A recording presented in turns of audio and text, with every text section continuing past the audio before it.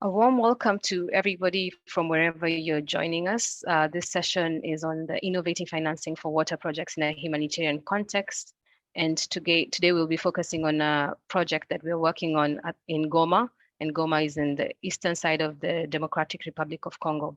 And this session will be 30 minutes. And our conveners include the Régie Provinciale du Service de Public de l'Eau of North Kivu, the International Committee of the Red Cross, the World Bank, as well as the Swiss Agency for Development Cooperation.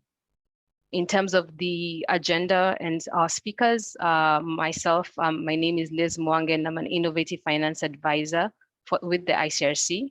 We'll have Mr. Jules Simpeze Banga, who's the coordinator from the Régie Provinciale of North Kivu, who will take us through the context that the humanitarian context and the challenges they're facing in the area, as well as give us the water context they're facing. Then we'll have Mr. David Kalin, who is an urban service policy advisor from the ICRC, who will tell us exactly what the project is and why the ICRC was involved in it. And because this session is focusing on innovative partnerships and financing, it's important that we have, and also hear from our partners. We have Ms. Susanna Smets, who's a senior water specialist, East and South from the World Bank, as well as Mr. Makandre from the Swiss Humanitarian Aid. He's a WASH advisor. And the purpose for the session today is to give you the context of the project, but also for you to understand the details of the project, as well as the financing challenge, given that this is a humanitarian project, but is also leading towards the development space to have sustainable humanitarian impact. Just some house rules before we start. It's a short session, so we'll have our speakers will move consistently. And then it's only Q&A can be done by the chat. So we'll take our questions from the emails and be able to share with you back after the session is done. So I'm going to hand it over to Mr. Jules Simpeze, who's the first speaker, who is going to lay the context of what the project is about, but also the situation in Goma, and as the Régie, what are the challenges that they are facing. Over to you, Mr. Jules. And he will speak in French. Merci beaucoup pour cette occasion que vous nous offrez déjà. En fait, nous sommes de la Régie provinciale du service public de l'eau. Et la Régie, c'est l'émanation de la loi numéro 15/026 du 31 décembre 2015 relative à l'eau, qui a établi les provinces comme maîtres d'ouvrage et qui a demandé aux gouvernements provinciaux d'organiser une régie chargée de la mise en place des ouvrages pour les services publics de l'eau. Et cette régie-là, qui est le maître d'ouvrage délégué, a comme rôle et responsabilité la coordination des activités dans les secteurs, l'élaboration des politiques, la planification, les études et travaux, la gestion des services et enfin le contrôle des services.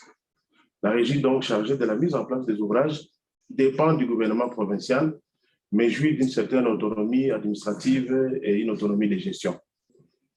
L'exception, c'est que la régie ne peut pas gérer les ouvrages en régie directe.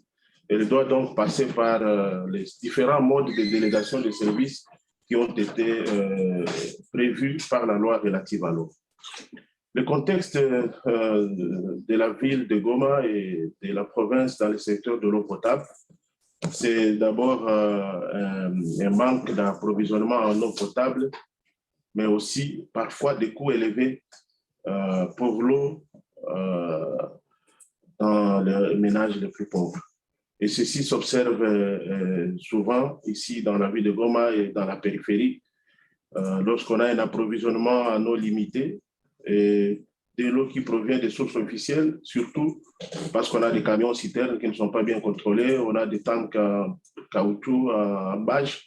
Donc, c'est un des modes d'approvisionnement qu'on a ici dans la ville de Goma, mais on a aussi des coûts élevés dans la partie périurbaine où on a des coûts qui sont plus chers par rapport à ceux qui sont dans la partie mieux urbanisée, où on peut avoir un mètre cube à 5 000 francs alors que les autres payent à 1 600 francs ou à 2 000 francs.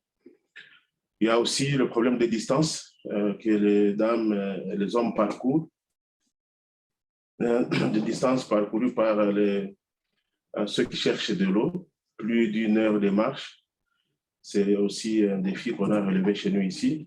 Mais aussi, on est dans une zone qui est souvent en proie à des conflits armés, dont un conflit encore actif avec les 1-23, qui est en hostilité avec les FARDC. Mais aussi, on a déjà connu dans cette zone, dans la ville de Goma, 3 éruptions volcaniques depuis 1977. Et la dernière n'a pas 2 ans.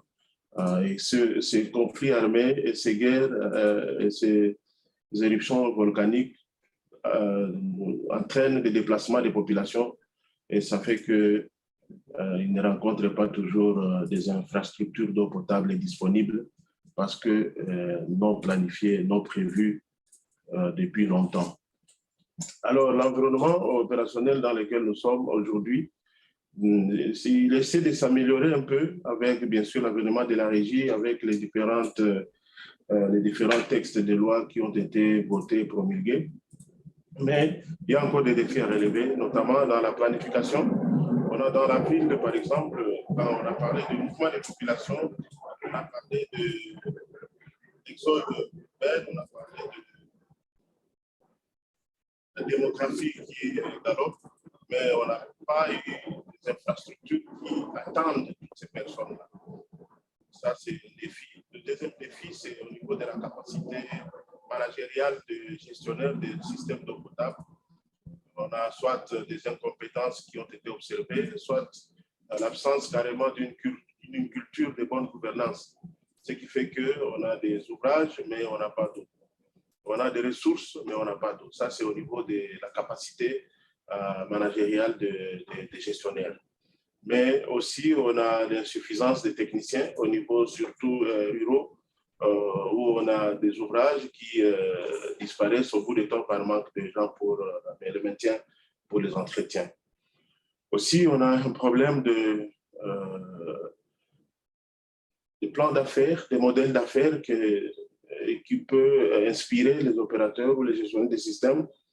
Il est vrai que la loi existe, mais on n'a pas encore vulgarisé suffisamment cette loi, et ce qui fait qu'il y a un peu de manque de clarité par rapport aux responsabilités des uns et des autres, et cela aussi entraîne le manque de performance des opérateurs du service public de l'eau. Et on observe aussi au niveau de nos milieux des personnes qui n'ont pas la culture, par exemple, de payer les factures de consommation d'eau. Et ça fait que les collectivités, les citoyens ne payent pas facilement l'eau parce qu'ils considèrent que l'eau est un don de Dieu et donc ils n'ont pas à payer. Donc il y a aussi des systèmes de recouvrement qui doivent être mis en place. Il y a aussi la prédominance des modes de paiement forfaitaires. Les gens, les opérateurs facturent au forfait. Même là où il y a des compteurs, parfois on observe cela et ça fait que ça ne soit pas vraiment efficient. Et ça pose des problèmes par rapport à l'exploitation, par rapport à l'entretien, même au renouvellement des ouvrages. En ce qui concerne les investissements, le secteur n'est pas encore porteur et beaucoup se réservent d'investir dans le secteur parce que ceux qui sont dans les affaires, ils ne peuvent pas investir pour le social seulement, ils souhaitent aussi gagner, alors que vous avez entendu si haut que les gens ils ne payent pas, la culture de payer les factures n'est pas encore bien établie et beaucoup de gens ils payent au forfait et c'est des coûts qui n'équivalent pas au coût de production et donc ne suffisent pas pour l'entretien et pour la maintenance des ouvrages. Donc il faut bien sûr trouver aussi enfin des investissements, des gens mobiliser les opérateurs, mobiliser les entreprises pour qu'ils s'intéressent aussi au secteur afin d'accroître un peu la capacité de production d'eau et même des réseaux. On a aussi dans les investissements une faible couverture des besoins d'exploitation et d'entretien, et bien sûr par rapport à l'insuffisance des ressources financières. Mais aussi, on a remarqué qu'il y a absence de subventions, aussi bien de la part du pouvoir public que de partenaires qui ne se bousculent pas nombreux dans le secteur, étant donné que d'abord, il y avait un cadre juridique qui n'était pas favorable, mais aussi faute de planification, faute de plans d'investissement, faute des APD qui peuvent inspirer facilement les entrepreneurs qui veulent investir dans le secteur. Alors, pour relever tous ces défis-là, on a besoin donc d'un partenariat avec beaucoup d'acteurs dans le secteur, que ce soit les ONG, les partenaires techniques et financiers, les opérateurs. Et c'est ainsi qu'avec le CICR, on développe quelques actions de partenariat par rapport au Goma Ouest, par rapport au forage. Et aussi, on a besoin donc de beaucoup d'autres pour satisfaire aux besoins de la province qui, comme vous le savez, a un taux de desserte de 34%. Donc, on a encore plus de 66% à relever dans la province. Merci, Mr. Jules. We move over to David from the ICRC, who will take us through the ICRC's involvement in the project, as well as what the project is about. Over to you, David. Thank you, Liz. Merci, Monsieur Jules. I will run you quickly through the project, starting with a simple question. Why the ICRC, a humanitarian organization that is normally focused on short-term projects? Well, the first answer to that resides in the length of our presence. We've been active in the DRC since the 60s, and the engineers of the ICRC have been working in Goma almost without interruption since the early 90s.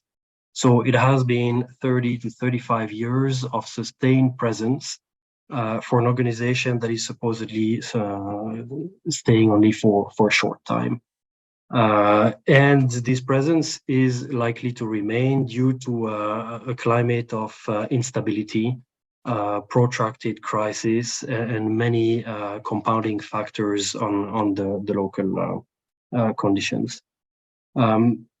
On the one hand, this allowed us to develop quite a knowledge of the area through the years. But also means that we went through single projects one by one, year by year, until recently. On this slide, you see until about 2017, when really we embraced this reality and decided to start planning for the longer term. At the same time, the ICRC developed its capacity to work bigger and larger, and felt ready to move to a different mode of operation. Next slide, Liz.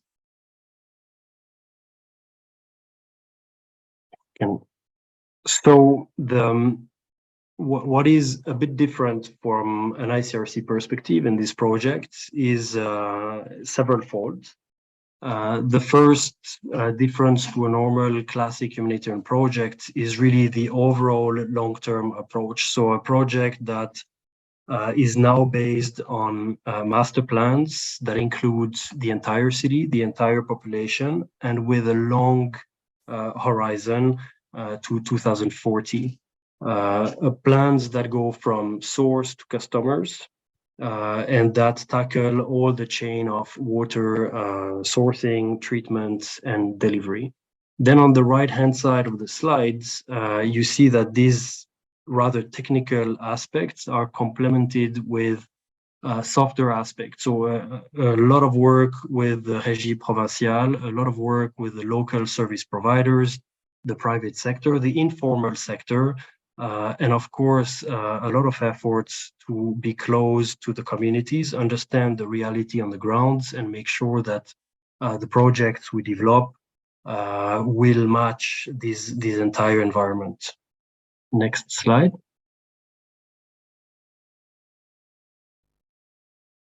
And in a snapshot, technically speaking, so for the 6 years from 2020 to 2026, we will be focusing first on zones that are very densely populated and only partially equipped, or that totally lack forms of equipment. So the red area on the map is the priority area.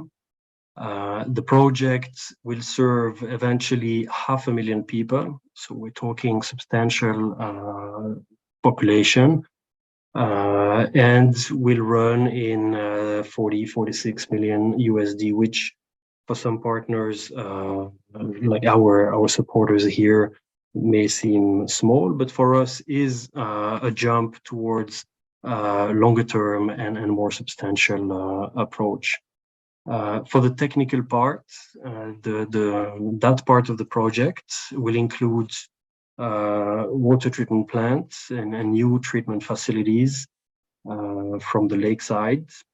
But they will also include groundwater prospection with the expertise of the Swiss corporation to try to diversify the sources.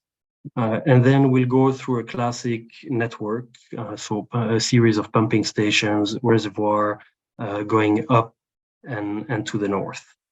This hardware measure will be accompanied by, of course, a lot of work with the régie, the private operators that will be charged of delivering water, and a constant attention to the community and their reality.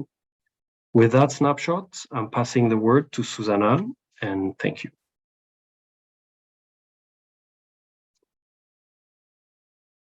Yeah, thank you so much, David. Yeah, I'll talk a little bit about the partnership and how the World Bank got involved in the Goma West project.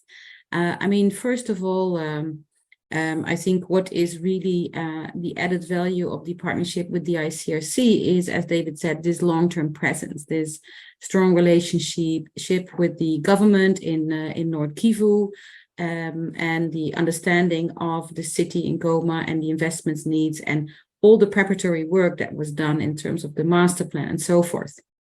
Now then, within the context of the various World Bank projects that we have in the water sector, the government also requested us to include Goma West. No, it's one of the priorities, fast-growing city, etc.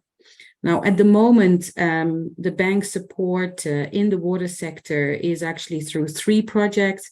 One of it is helping to finance the Goma West project, which is called the AGREE project, the Access Governance Reform of Electricity and Water Sectors project. In total, that project has 180 million. The other projects are around 600 million committed so far. And this is really relevant because if we look at the whole access agenda, DRC is a regional priority also for the bank, specifically within this FCV context. And our support is very much focused not only on investments, but of course also similar to other partners in supporting the capacity at the decentralized provincial level for service delivery, meaning both for the public, Régie des Eaux, the utility, but also the private sector, and seeing to what extent can we bring in the private sector as an operator and possibly, if the risks allow that, also as a co-financier through some sort of blended finance. Yeah, so I mentioned that, just go back one slide. Yeah, exactly. So the allocation for the Goma West is around 50 million. Maybe that could be expanded. We're currently sort of looking into that. And we work, which is also quite a difference with the humanitarian actors, really, the implementation is really done through the government. Next slide, please. Oops. Sorry. Yeah. Yeah, so in terms of the exploration of the private sector and what is sort of possible, we are really in the analysis phase here. But clearly there are a lot of opportunities. There is not enough supply. There is high demand for water.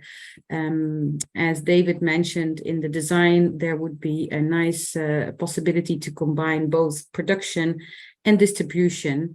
There are existing private water sector players.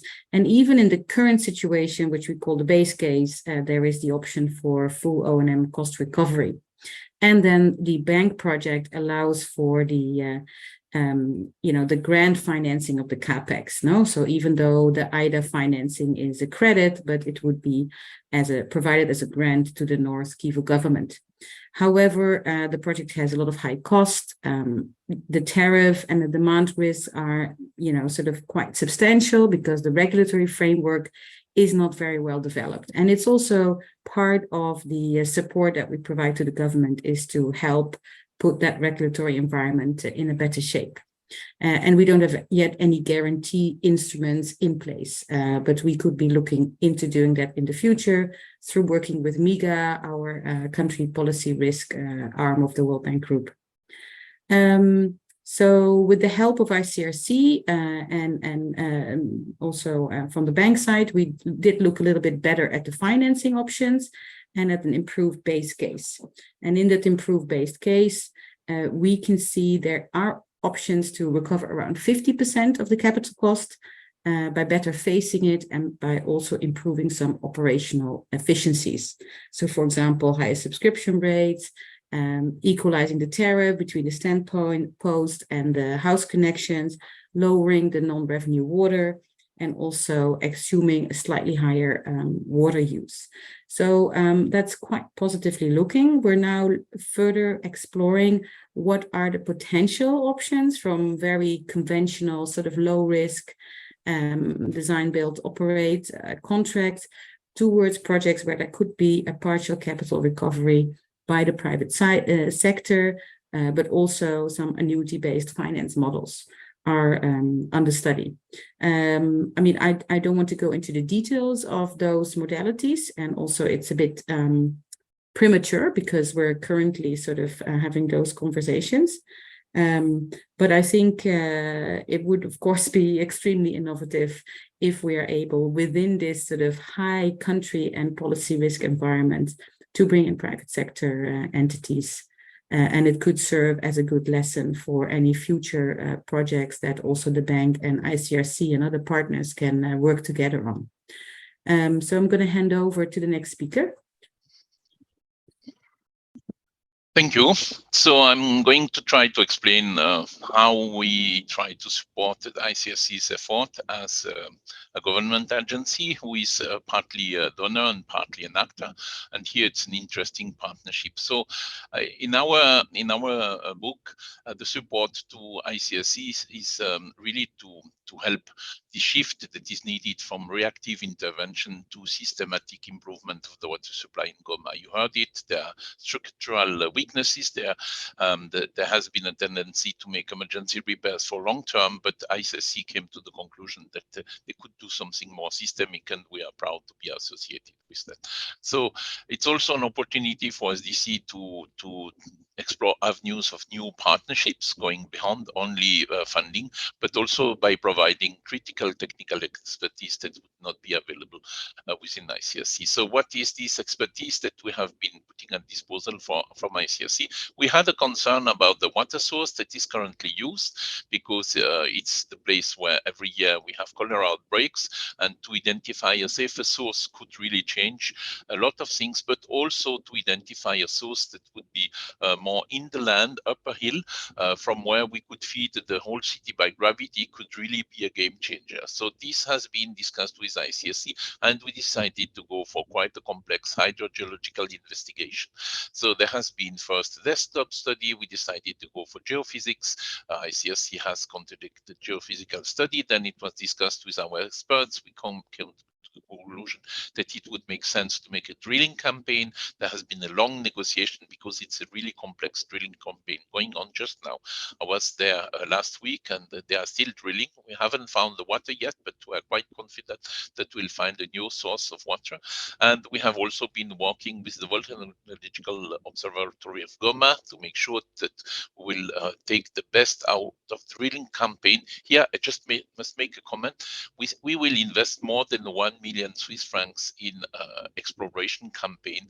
We would not do that in a classical humanitarian aid project, because everybody would say this is too much money for humanitarian intervention.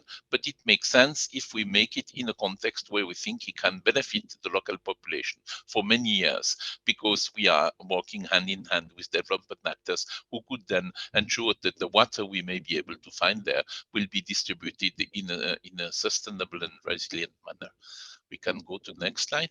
So last week, as I said, I was on the spot and we discussed about things we need to integrate, because this is not an emergency project, but it's a project with a vision of resilience and sustainability. And here are three additional considerations we think that should be included in the project. The first one is about protecting the water quality. We are drilling and we hope that we will find water, but in case we find water, it's important that protection perimeter would be established. Protection perimeter, not a fence around the borehole, but a series of measures to make sure that on the long term, the water may not be polluted by undue urban planning, presence of industry or pesticides, the risk of polluting the water quality. The other thing is that if we increase drastically the quantity of water in Goma, we'll need to think on how we have to evacuate it. So it's important to include the sanitation master plan as well, and to start to think on how we would get rid of the water. The other thing is, you heard it, it's in a volcanic zone, so it's important to protect the infrastructure against possible lava flows. This must also be integrated in such a product. And finally, we think that if we provide the new water sources for the city, a whole new way of distributing water would be possible, and we think it's a possibility, an opportunity to foster digitalization in the water sector by introducing telemetry. So now, what is our conclusions from that? Or the perspective? It's interesting, this project, because even if it's not ICRC primary objective, the project contributes to the current water sector reform. It's not ICRC's role to make a water sector reform, but they are doing exactly what is needed to make sure that every effort they do contribute, in fact, indirectly to the current water sector reform. I was also informed, and we have seen a lot of visitors coming there, so it really has created a lot of interest among partners. And it's also interesting to see that ICRC, in fact, is developing its capacity to conduct complex urban infrastructure projects in fragile contexts. We knew it, but now we know also that they have the capacity to inject really resilience and sustainability in these interventions. So SDC is proud that when everybody speaks about Nexus, to be associated with ICRC, who simply does it. Thank you for your attention. Thank you so much to our speakers for, first of all, keeping time and also being very clear in bringing out the elements of the partnership and also just the project, as well as the challenges that exist. Just to mention that we have other partners who may not be on the call, but have contributed to the project in some way. And those have either funded ICRC directly to be able to do the technical studies and the works that we've done so far, or it's those that will actually implement directly to the government, like the World Bank will. And also just to specially mention that we've worked with the movement partners in country, that is the GRC Red Cross, as well as they were supported by the Swedish Red Cross for some of the work that we did. And maybe just to go a bit beyond Goma to talk about other work that we're doing that follows this same approach in terms of projects that are too large and go beyond our humanitarian budget. But however, the mandate still exists to have sustainable impact. We have projects across different parts of Africa, Mozambique, Nigeria, Mali, as well as Yemen that we're looking at. And this form part of the pipeline that ICRC is looking at, and all with the same logic to support the authorities as well as bring in other partners. Just to conclude on the session, given that we have very little time, is to share my contacts. I work within the innovative finance team of the ICRC, and we are responsible for understanding how we can work with partners to be able to corral more funding to such kind of projects that then enable us to have more longer term sustainable impact to our communities, especially when it comes to water provision, as well as also work to build the capacity of the authorities. And I think this way of working has proved quite well for this project. So also sharing the QR code for the project in case you want to have more details, and in case you want to interact with any of the speakers or get any information about the other projects that we're working on. Those are my contacts. Feel free to share an email with us and we'll be able to get back to you. So we can end there given the time is up, and thank you very much for joining this session. And I hope you are fruitful rest of the session at the World Water Week. Thank you.